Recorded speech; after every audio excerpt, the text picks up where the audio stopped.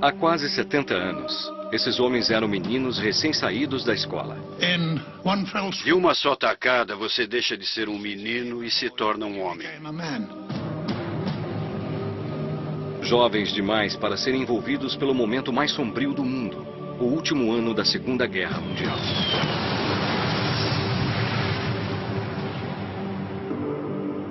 Agora em idade avançada, esses preciosos poucos sobreviventes estão à nossa volta, ocultos sob nossas vistas. Esta é a última chance de ouvir o que realmente aconteceu.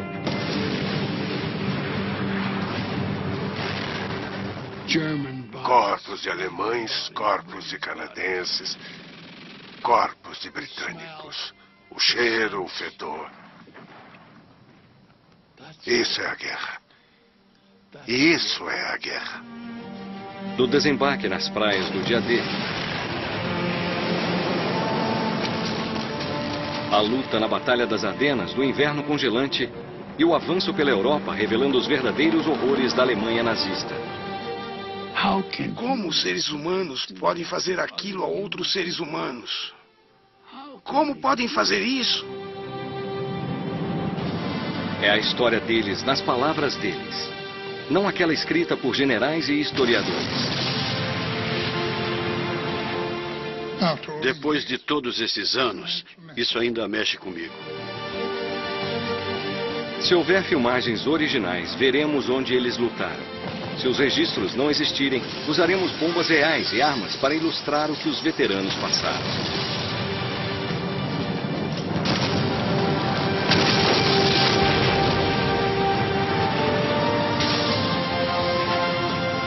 Essa é a história do último ano da Segunda Guerra Mundial na Europa, contada pelos últimos heróis de guerra.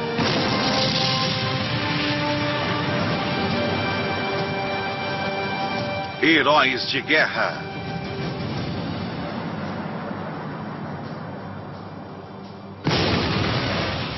A Batalha de Arnhem. A invasão aliada da Europa continuava. Até então, eles haviam sido bombardeados, alvejados por atiradores de elite e massacrados nas praias. Parecia que a maré estava virando. Parte dos exércitos aliados saiu do rio Sena, na França, quase sem resistência, por 320 quilômetros, liberando Arras, Bruxelas e Antuérpia. Entre eles estava o primeiro-tenente Patrick Delaforce. De família militar, Patrick sempre soube que poderia ser convocado para servir ao seu país caso a guerra irrompesse. A recepção da liberação na Antuérpia foi absolutamente estonteante. Foi tão grande que ficou na história da guerra. Todas as tropas estavam fazendo o máximo para continuar a guerra e as garotas os beijavam. Aqui está o meu bebê, beije o meu bebê. Venha tomar café, tome um conhaque. Nos davam todas as tentações que você possa imaginar.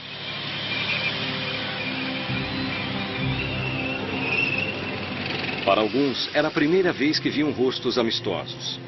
Depois de quase 3 meses, Patrick e seus companheiros das tropas britânicas tiveram uma grande sensação de realização. Antuérpia, na época, era o maior porto da Europa. Foi o maior peso para o exército britânico.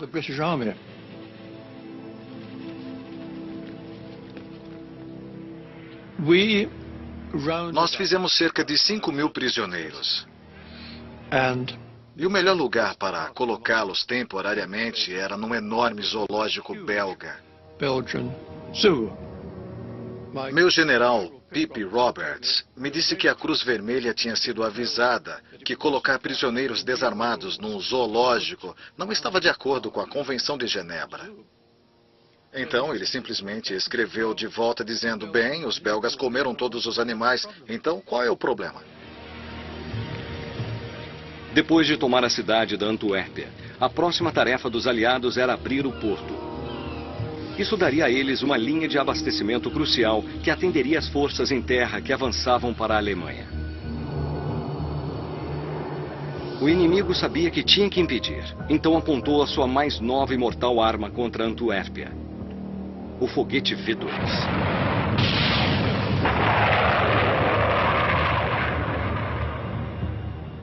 Ken Sturdy estava baseado lá quando os primeiros foguetes chegaram. Os V2 não destruíam apenas uma casa, mas toda uma rua. Não era possível se abrigar porque não dava para ouvi-los. Houve um ataque de que ele se lembra mais do que qualquer outro. Um V2 caiu num cinema, atrás da tela. Um lado do cinema foi totalmente destruído. Isso mesmo, um lado onde a plateia estava ficou intacto. Mas tinha muita gente. Imagina o tamanho da plateia do cinema.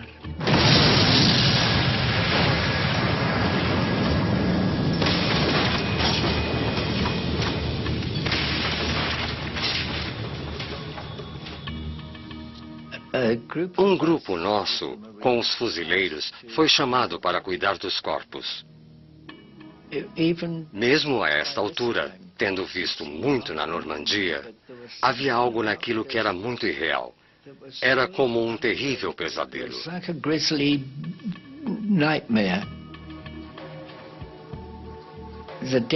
Os mortos estavam sentados, encarando a tela, mortos pelo choque.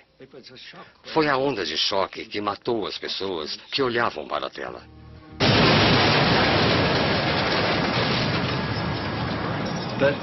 Havia fileiras de pessoas mortas.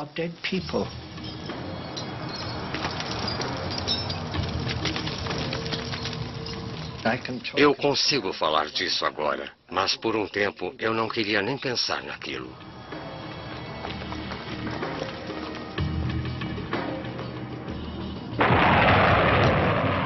Bombardeada até 3 vezes por dia, a Antuérpia ficou conhecida como a cidade da morte súbita. No comando de guerra altamente secreto da RAF, uma equipe recebeu a missão de deter os V2.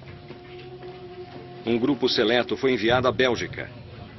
Entre eles, Eileen Young Husband, de 23 anos. No fim de novembro, me informaram que eu seria mandada para o exterior. Eu não podia contar ao meu marido, pois eu estava casada na época há umas 6 semanas. Não podia dizer onde ou por que eu estava indo. 8 de nós fomos escolhidos. E o nosso trabalho era encontrar os caminhões de lançamento daqueles V2. Com isso, nossos bombardeiros Mosquito, que estavam voando em seções 2 aviões por toda a área, provavelmente para evitar o lançamento, poderiam bombardear os caminhões. Todo o esquema era, nós não podíamos impedir os V2, mas se conseguíssemos nos livrar de todos os caminhões, eles não poderiam lançá-los. Então foi isso que fizemos.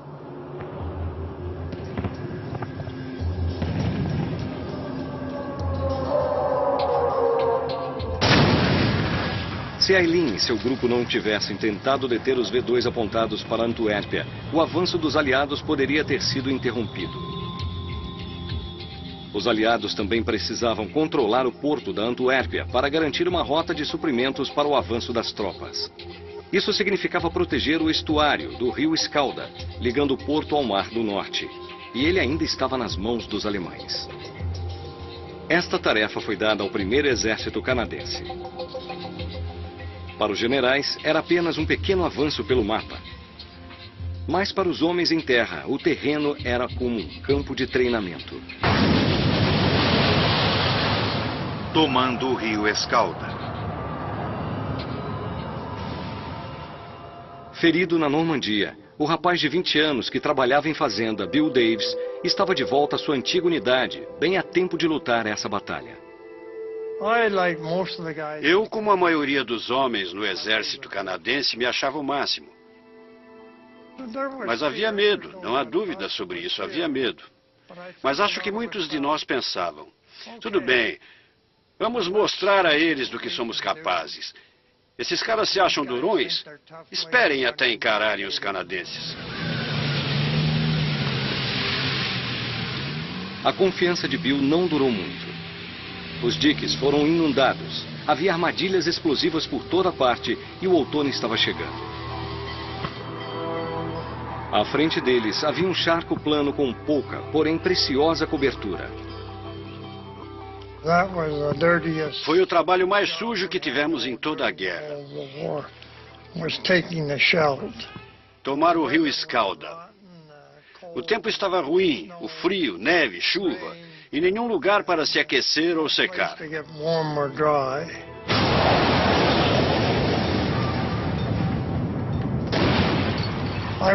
Eu estava ficando bem frustrado, porque estávamos sendo metralhados de um jeito inacreditável. A maioria dos meus homens tinha morrido. Passamos o resto do dia jogando granadas para lá e para cá. Os alemães de um lado e nós do outro. E era só assassinato. Os feridos estavam caindo no campo, sofrendo e berrando.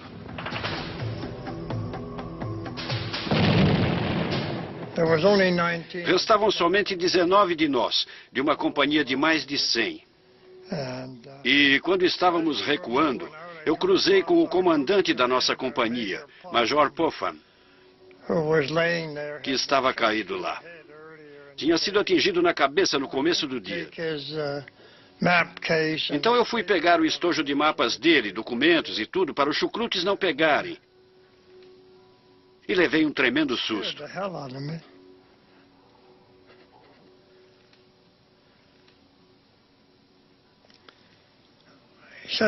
Ele disse, você não vai me abandonar, entende?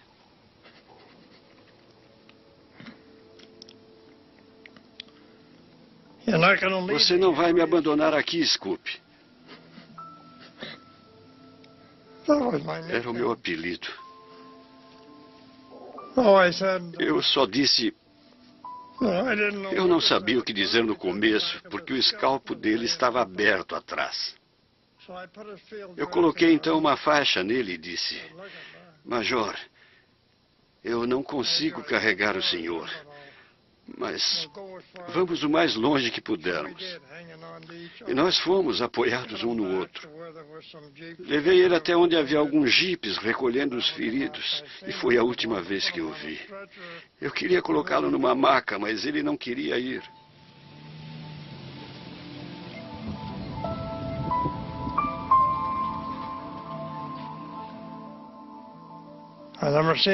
Nunca mais o vi, mas me contaram que ele voltou a praticar direito.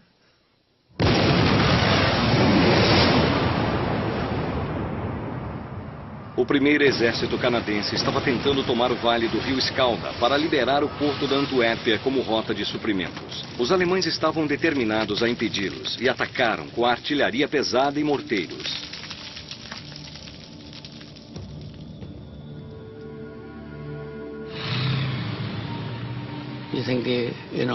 Você acha, sabe, que vai ficar tudo bem, que o outro cara vai entender, mas quanto mais longe você vai na guerra, mais você percebe que suas chances ficam menores o tempo todo. E quando o relógio se aproximou do fim da guerra, nós sabíamos que o fim estava chegando. Eu ficava com mais medo porque eu pensava, já passei por tudo isso para ser morto agora. Eu dizia que assombraria aquele alemão pelo resto da vida dele. Doug Vidler, aos 20 anos, era um especialista em morteiros do Canadá. Sua lembrança mais vívida é de olhar para o terreno alagado, imaginando como esperavam que ele lutasse ali. Os búfalos eram veículos anfíbios nos quais colocávamos uma carga de metralhadora Bren ou uma dúzia de homens. Doug lutou através da Normandia com seu melhor amigo, Bob Gardner. Eles se conheceram um pouco depois do dia D e imediatamente tornaram-se bons amigos. Nós desembarcamos pela manhã e Bob estava sentado lá esfregando um anel que ele me disse que a namorada havia dado para ele. Tinha uma cruz no meio. Então eu perguntei, qual o problema, Bob? E ele disse, não estou gostando disso. Ele nunca tinha falado antes assim. E eu disse, droga, já passamos por coisa pior e que não estávamos ruim naquela hora. Mas foi uma noite ruim. Eles nos bombardearam feio. Bob e eu lutamos a noite toda. No dia seguinte, nós estávamos dormindo num celeiro, porque tínhamos ficado acordados a noite toda. E então, de manhã, por volta das 8, nós fomos dormir. E por volta das 11, o celeiro foi atingido por um projétil.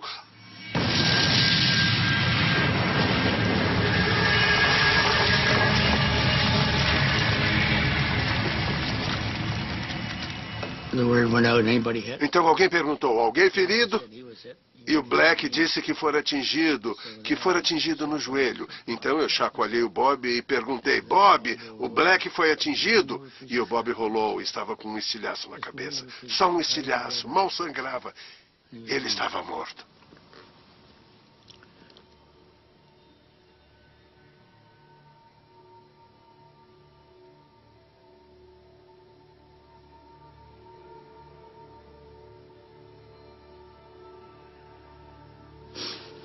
Foi realmente difícil. Eu nunca mais fui o mesmo. Meus nervos estavam acabados. E eu fui para a estrada e estavam trazendo alguns prisioneiros alemães pela estrada. Eu peguei uma metralhadora Bren e ia atirar neles todos. Estava com muita raiva.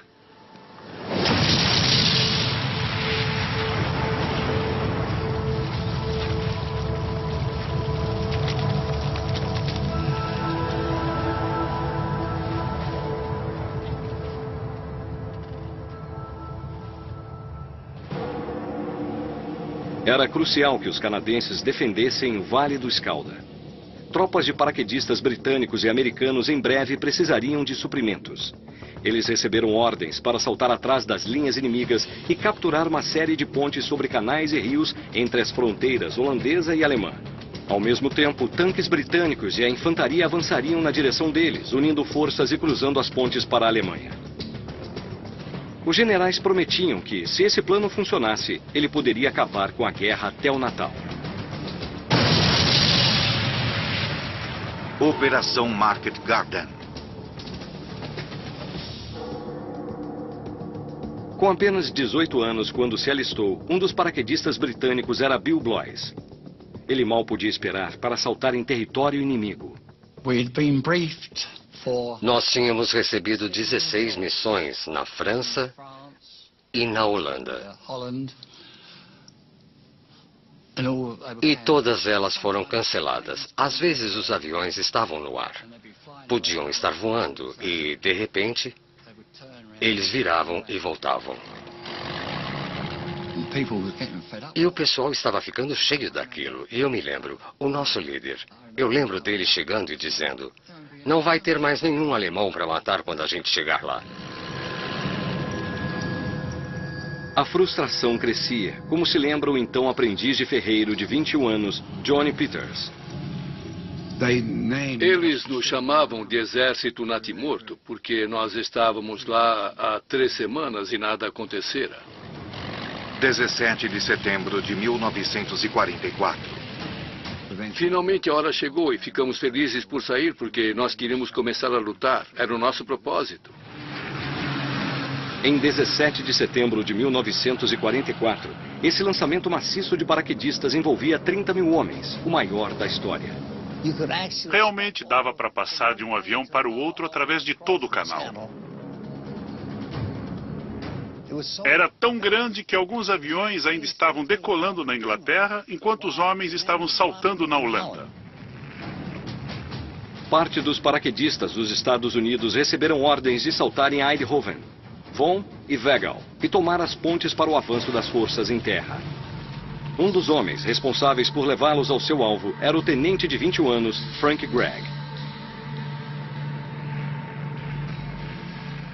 Era uma tarde de domingo, por volta da 1h. O sol estava brilhando e eu pousei bem na zona de salto. E ela estava cheia de grandes vacas holandesas, vacas leiteiras. E elas entraram em pânico, é claro, quando todos aqueles paraquedas começaram a descer. E eu pensei, meu Deus, eu odiaria escrever para a casa do hospital dizendo que havia sido seriamente ferido por uma grande vaca holandesa.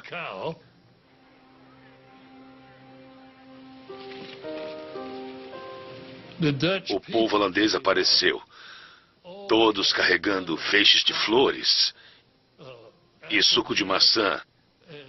E eles deram isso para toda a minha tropa. Eu tentava chamar a atenção da tropa e seguir em frente com o nosso objetivo, que era uma ponte férrea.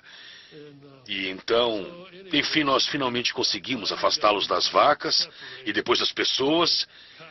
E foi muito bom. Eu disse, todas as operações deviam ser como essa. Ele tem mania de fazer piada com tudo. E a mulher acha que as minhas... Dio. Não demorou muito para a luta começar.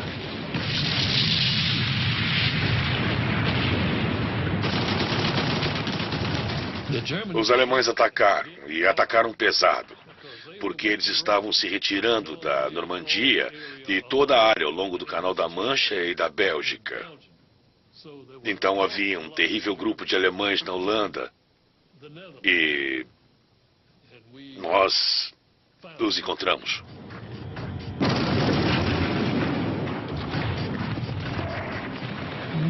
À meia-noite, naquela noite, um batalhão de alemães desceu a estrada e atacou a minha ponte.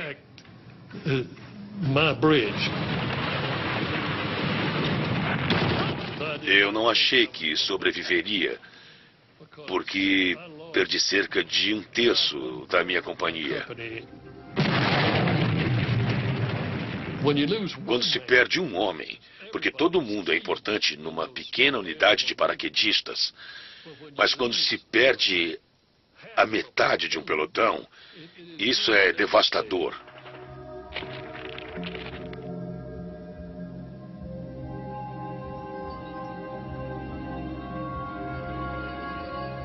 Aí você se senta e tem que escrever cartas para as famílias. E você provavelmente está morto de cansado de lutar o dia todo. Mas quando se tem uma chance, você não pode deixá-los avançar ou nunca vai recuperar terreno. Então você tem que se sentar e escrever as cartas para casa, e isso é difícil.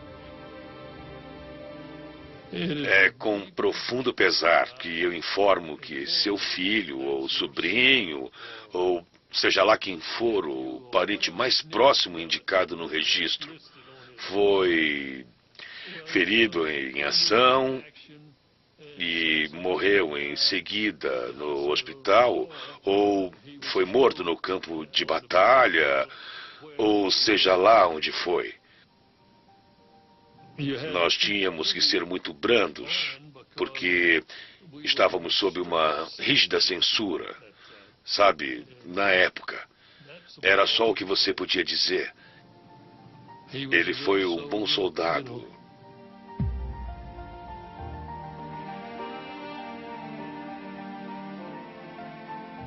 Centenas dos homens de Frank morreram defendendo a ponte perto de Wegel. Eu consegui defender aquela ponte para o caso dos britânicos terem que usá-la para passar com os tanques e caminhões. E eles me condecoraram por defendê-la. Eles nunca usaram a ponte. Nunca.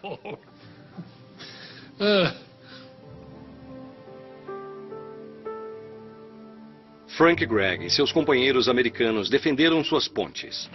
Mas ao norte, tropas britânicas não estavam se saindo tão bem.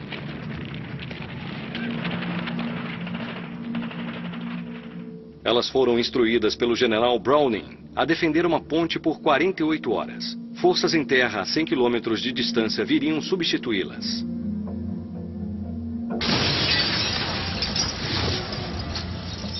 Arnhem.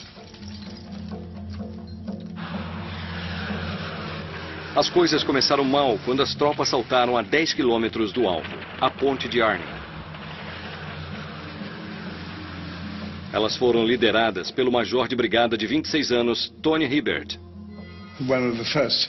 Um dos primeiros erros que Browning cometeu foi nos lançar a 10 quilômetros da ponte. Todos nós levávamos 35 quilos de equipamento e com esse peso não dá para correr essa distância toda.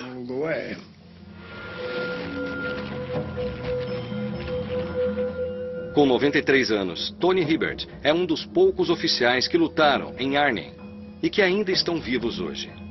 Ele estava ciente de que o alto comando sabia de uma divisão de Panzers se reequipando perto de Arnhem. Seus superiores desprezaram o fato e mandaram as tropas assim mesmo. Você aceita as ordens e vai em frente. Não se pode fazer mais nada.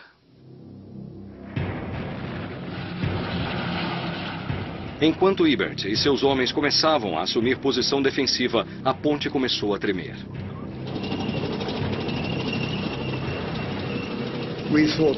Nós achamos que os tanques fossem, na verdade, os nossos próprios tanques vindos do sul.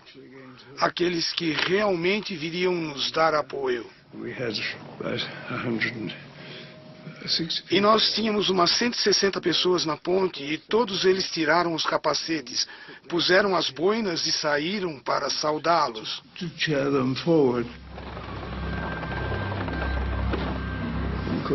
Claro que foi só até eles aparecerem no alto da ponte, quando nós vimos que eles estavam com as insígnias erradas.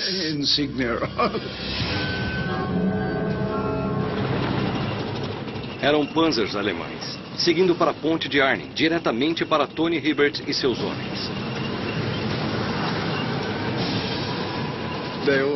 Todos tiveram que se jogar para trás e tivemos uma batalha maravilhosa.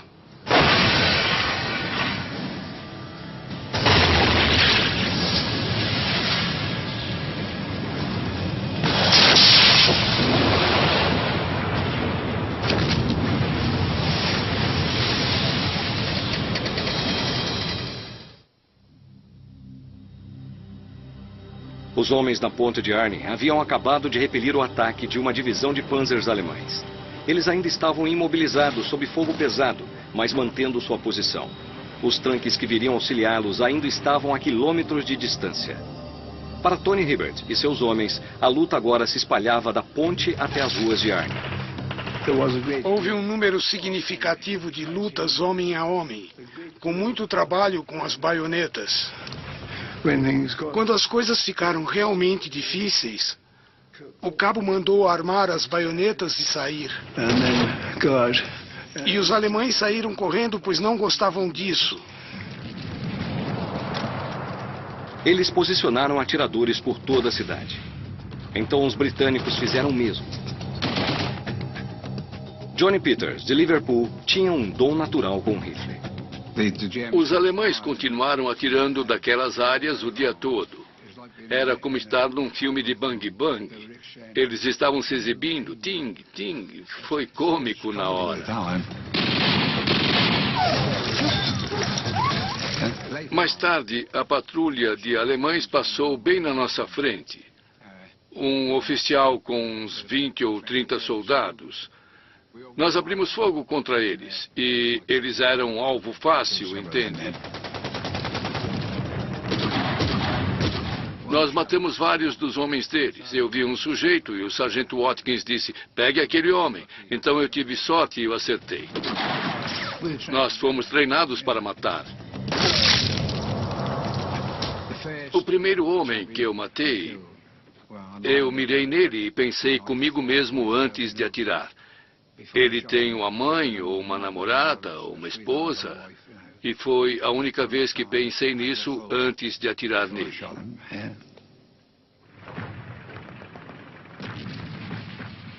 Na ponte de Arnhem, Bill Blois tinha saído em patrulha quando avistou um abrigo que parecia suspeito. Havia um depósito de munição na ponte. Mas nós não sabíamos que havia munição lá dentro. Cada grupo tinha seu próprio lança-chamas com os engenheiros. Chamamos o engenheiro. Passamos o serviço. Ele explodiu com uma bomba. Bem.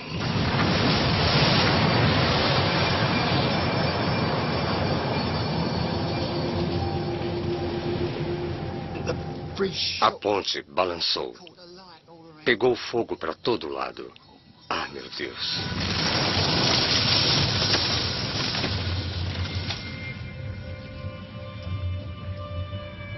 Nas ruas em volta da ponte, os alemães em maior número e com maior poder de fogo estavam derrotando os britânicos.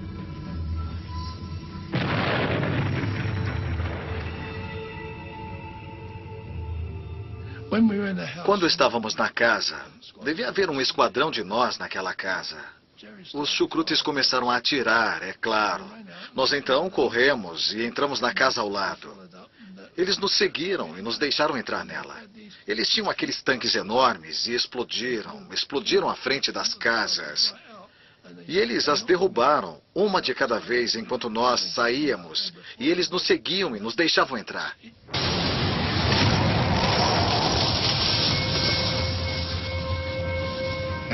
Um amigo meu, chamado Jackson, me disse: Johnny, eu fui atingido no pescoço. E eu disse: acho que saiu do outro lado. E saíra. A bala atravessou. Ele ficou de pescoço duro. E então eu disse a ele... Eu sabia que ele estava em choque. Eu perguntei: acha que eu posso ir tentar encontrar um pouco de chá em algum lugar? Então ele disse: sim, se você não se importa. Eu peguei o meu fuzil, andei uns 200 ou 300 metros e encontrei um sujeito fazendo chá. Perguntei se ele poderia me dar um pouco e ele disse que sim. Contei que o meu amigo tinha sido ferido. Eu tinha acabado de sair quando uma bomba atingiu a área. Eu olhei para o chá, estava cheio de areia, então eu joguei fora.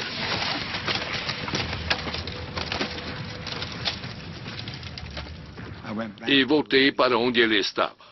Só o que eu vi foi um homem numa maca com uma perna para fora. Não consegui encontrar o Fred Jackson.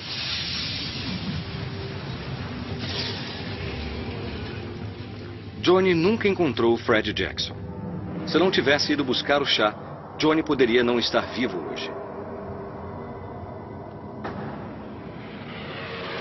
Na ponte de Arnhem, a situação era caótica. Os médicos eram incapazes de remover os feridos, os rádios não funcionavam e os homens estavam totalmente isolados. As forças em terra enviadas para apoiar os aliados ainda estavam a quilômetros dali. Os generais haviam planejado que 10.000 homens defendessem a ponte de Arnhem por 2 ou 3 dias. Em vez disso, 740 homens a defenderam por mais de 3 dias. Por conta disso, os alemães intensificaram os ataques.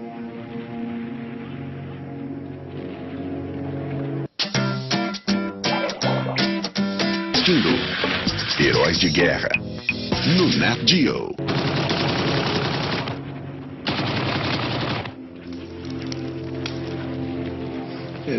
Eles estavam jogando bombas de fumaça em nossos prédios. E elas, é claro, têm fósforo.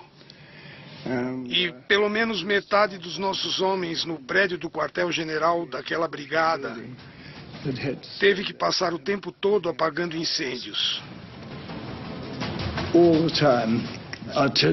A artilharia disparava o tempo todo. Os projéteis queimavam, mandando grandes pedaços de cascalho pelo ar à nossa volta.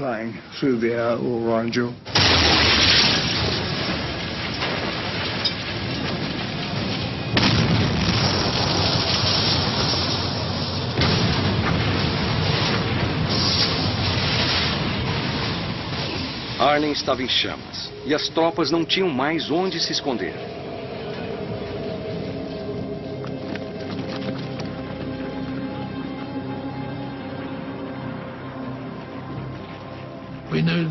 Nós sabíamos que o jogo havia acabado. Nós ficamos correndo de uma casa para outra, saindo do caminho, lutando e correndo. Os chucrutes estavam vencendo a batalha, então.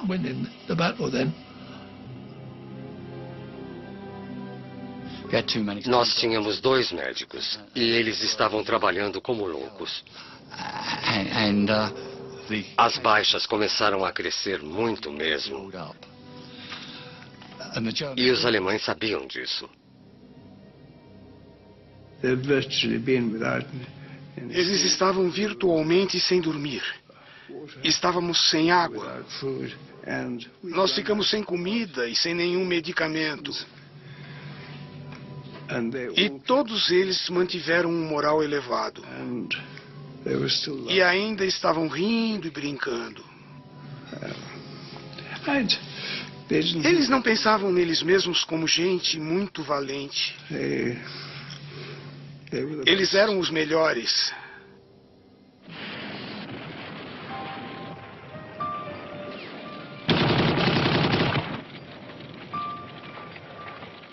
Nós esperávamos. Continuamos esperando a chegada das tropas. Os oficiais não sabiam, mas para incentivar o moral, eles diziam, eles vão chegar amanhã. Mas o amanhã nunca chegava.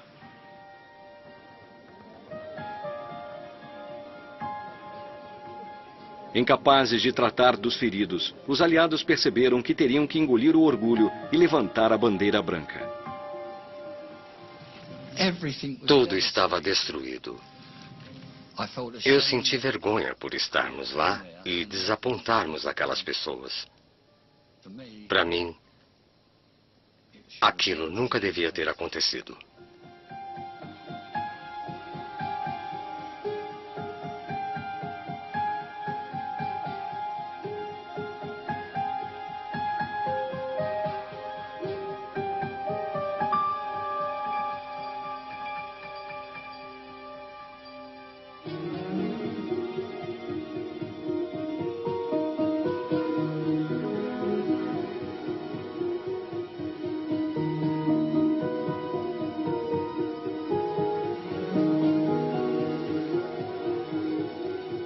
Bill foi capturado, feito prisioneiro e enviado para uma mina de sal na Alemanha.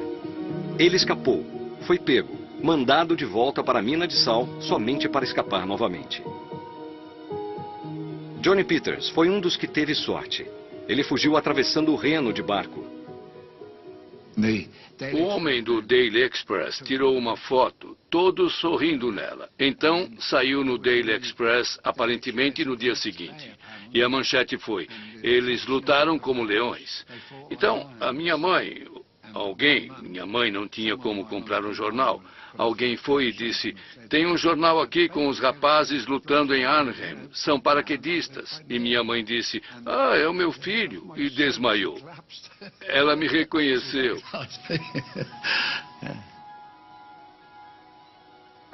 Tony Hibbert também foi feito prisioneiro. Ele se escondeu nos escombros do que havia sido Arnhem, só para ser achado por oficiais alemães e ser levado com alguns de seus homens.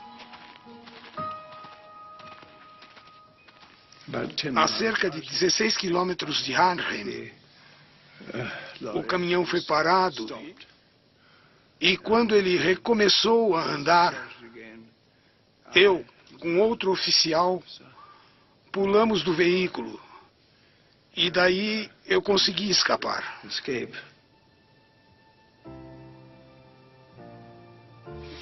Enquanto eu fugia, o cabo alemão encarregado do caminhão virou sua Schmisser para os meus companheiros, atirando e matando 6 deles.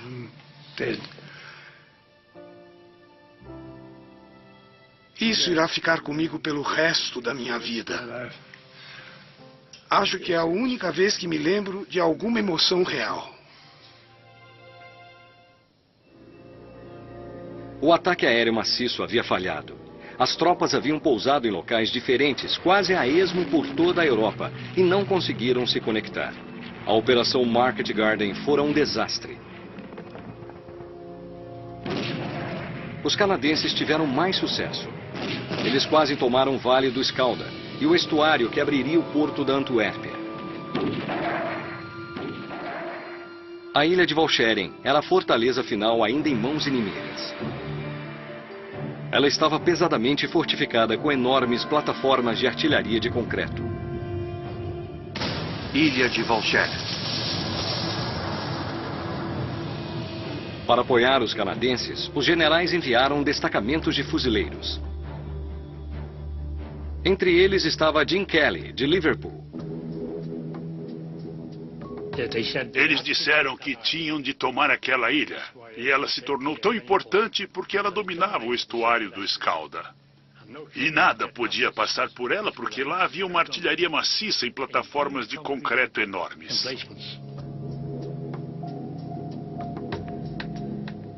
Jim havia se juntado aos fuzileiros num ato simbólico de vingança pela Luftwaffe ter bombardeado sua cidade natal. A tropa que eu pertencia não era a tropa principal na época. E os homens no flanco esquerdo foram pegos num campo minado e 4 homens caíram.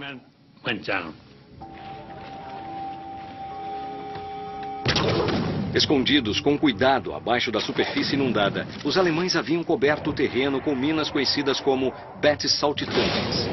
Era isso que acontecia quando a bota de um soldado detonava o dispositivo. Jim sabia que tinha de pisar com cuidado para atirar seus companheiros. Eu atravessei o caminho minado e fui tateando o caminho até o primeiro homem. Quando eu o ergui, houve um estalo. E uma mina surgiu no chão entre as costas dele, no meio das costas dele e meu peito. Eu tinha 4 segundos, acho.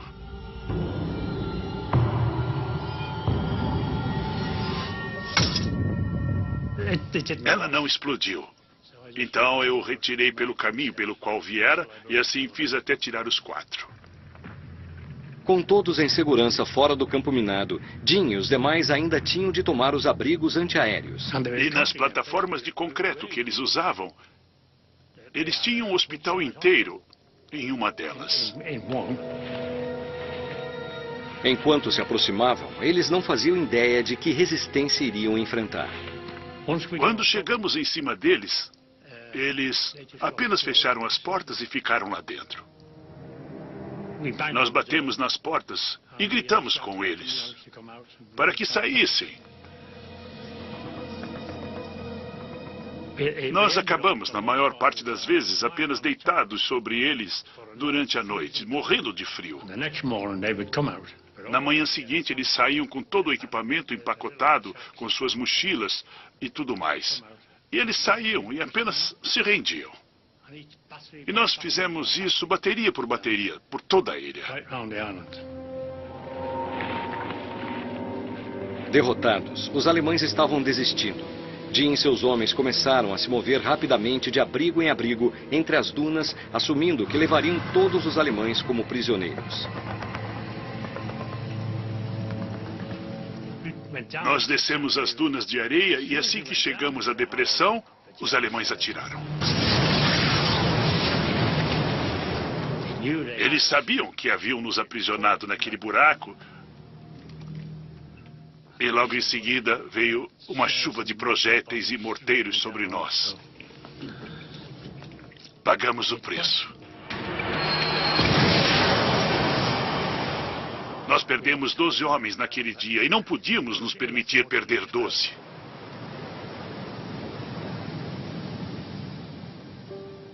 Jim sofrera diversos ferimentos com os estilhaços. Foi levado ao hospital e voltou à Inglaterra.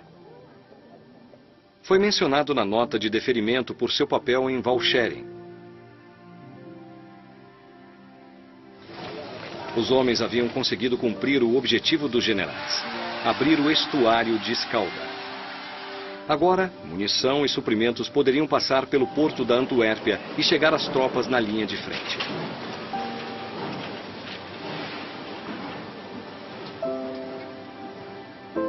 As atrocidades que Doug Widler testemunhou, incluindo a perda do amigo Bob, resultaram no que hoje é conhecido como transtorno de estresse pós-traumático.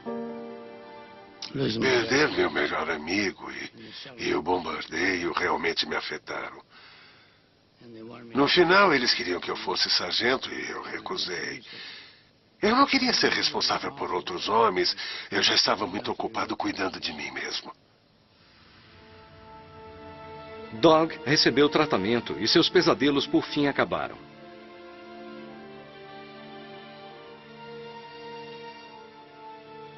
Após ajudar o comandante ferido de sua companhia, Bill Davis, também conhecido como Scoop, foi ferido e voltou para casa. Como eles conseguiram fazer o serviço, eu não sei, mas estou muito orgulhoso.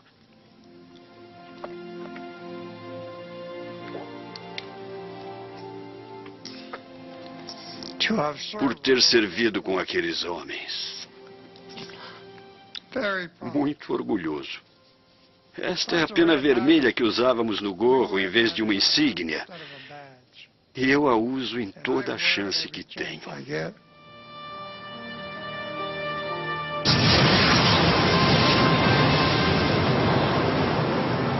Versão Marshmallow São Paulo.